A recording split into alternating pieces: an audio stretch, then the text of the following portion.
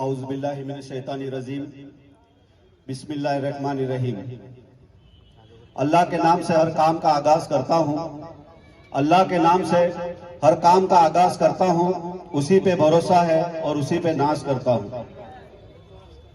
Stage पे जलवा फरमा हमारे गुजरात प्रदेश के प्रमुख साबिर भाई काबलीवाला साहब और हमारे राष्ट्रीय प्रवक्ता एडवोकेट वारिस पठान साहब और हमारे सूरत के एमआईएम के प्रमुख वसीम कुरैशी साहब, गुजरात प्रदेश के महामंत्री यूनुस भाई और तमाम स्टेज पे बैठे हुए लोग, हाजिरीन मजलिस और पर्दे में बैठी है मेरी माँ बहनें, अस्सलाम वालेकुम रहमतुल्लाहि व बरकातुहू। मैंने सलाम किया, किसी का जवाब नहीं आया। मुझे ऐसा लग नहीं रहा है कि ये मुसलमानों की जमात है। अस्सलाम वालेकुम रहमतुल्लाहि व बरकातुहू।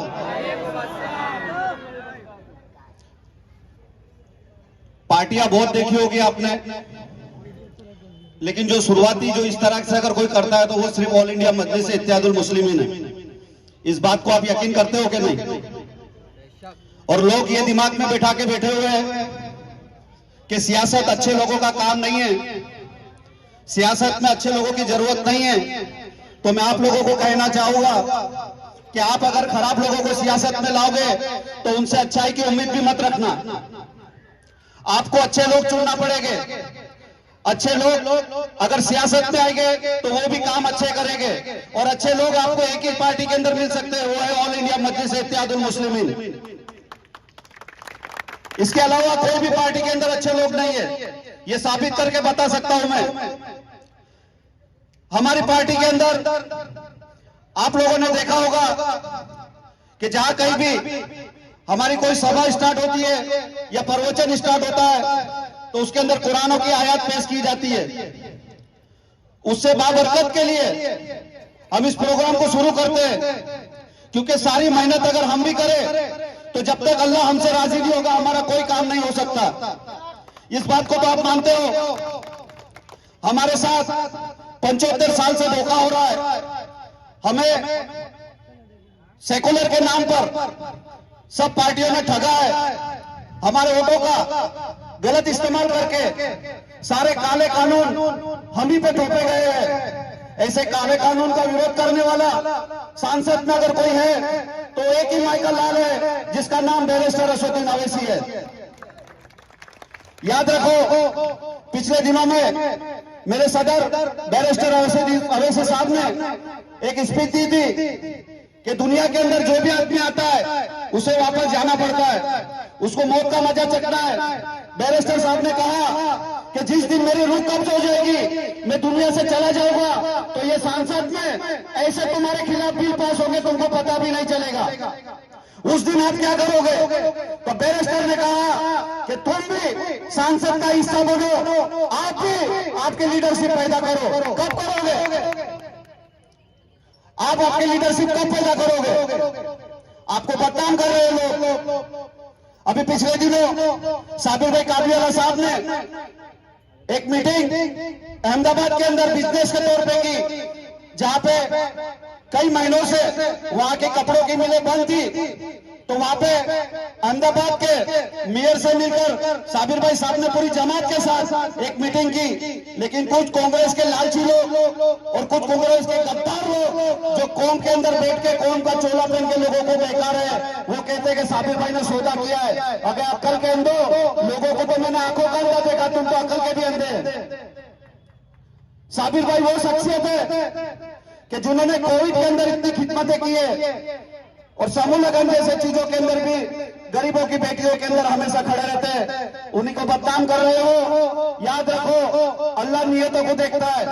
मैं और मेरी पार्टी या मेरी पार्टी के कोई भी लोग किसी भी तरह का भाषण देते हो, लेकिन अल्लाह बाखूबी हमारी नियत को पहचान रहे हैं कि हमारी नियत और हमारा मकसद क्या है।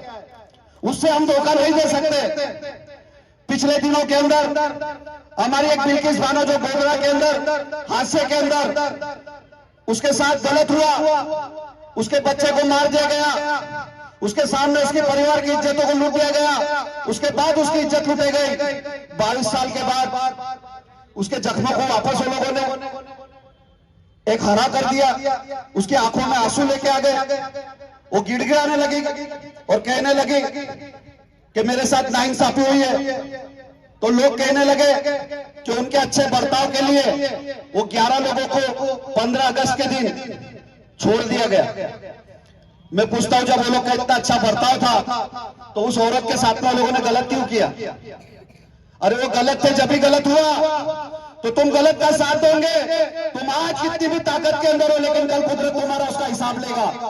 तुम्हारे को ऐसा मट्टी में मिला देगा, तुमको पता भी नहीं चलेगा।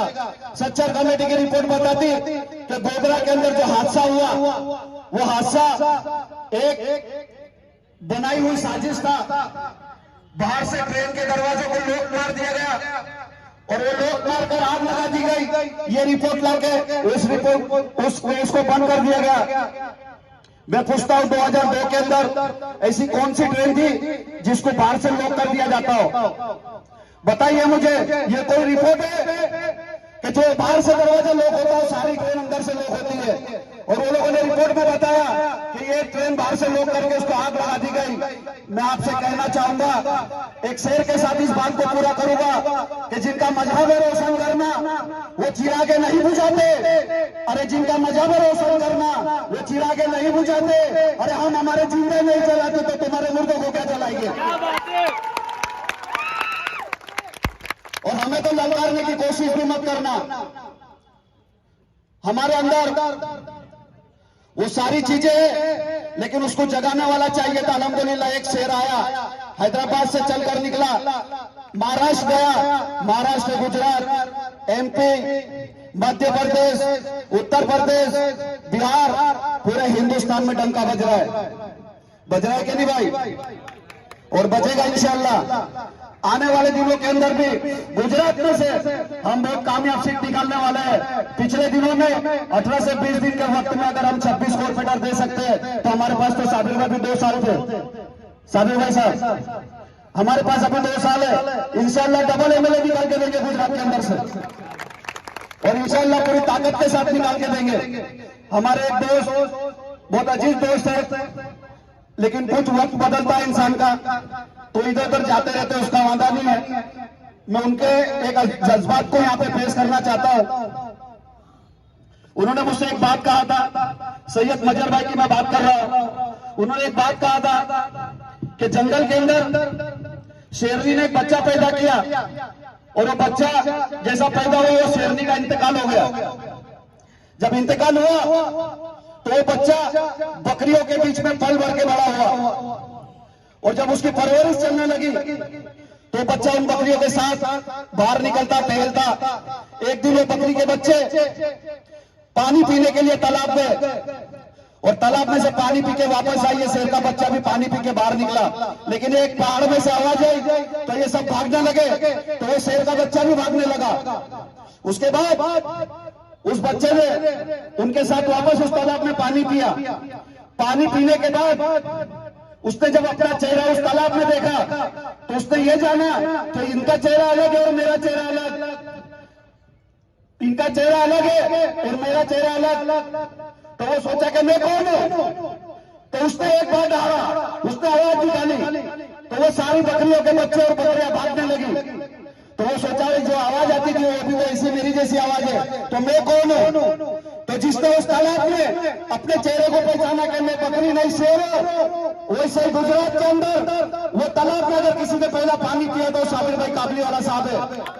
और वो तालाब दूसरों कोई नहीं, बैरिस्टर असदुद्दीन अवैसी है, जिसने हर तालाब में पानी पीने वालों को शेर का बच्चा बनाया। आज अल्हम्दुलिल्लाह आपके सामने भी जो मैं बोल रहा हूँ, मैं धड़क बोल रहा हूँ, क्योंकि मेरे अंदर बैरिस्टर असदुद्दीन अवैसी साहब के जज्बात है, मेरे पर्दे में बैठी माँ बहनों की जज्बात है। मैं इनकी इज्जत करूंगा, इनकी इज्जत पे कभी भी आज आई तो मैं खड़ा रहूंगा, मैं इनको कुछ आज भी नहीं आने दूंगा। याद रखो, ऑल इंडिया मजलिस इत्तेहादुल मुस्लिमीन के तमाम लोग अहले वतन है, अहले वतन से मोहब्बत करते हैं। और मैं यही बात पूरी करके अपनी गुफ्तगू को खत्म करूंगा, क्योंकि पीछे भी बोलने वाले बहुत लोग हैं और आप लोगों को जिसका इंतजार है वो महाराष्ट्र के शेर हमारे एडवोकेट वारिस पठान साहब है, इंशाल्लाह वो भी आपके सामने आएंगे। मैं इसी के साथ अपनी इस बात को पूरी करता हूँ। अस्सलाम वालेकुम। जुबेर भाई सोडा वाला जहां कहीं भी हो मंच पर आ जाए और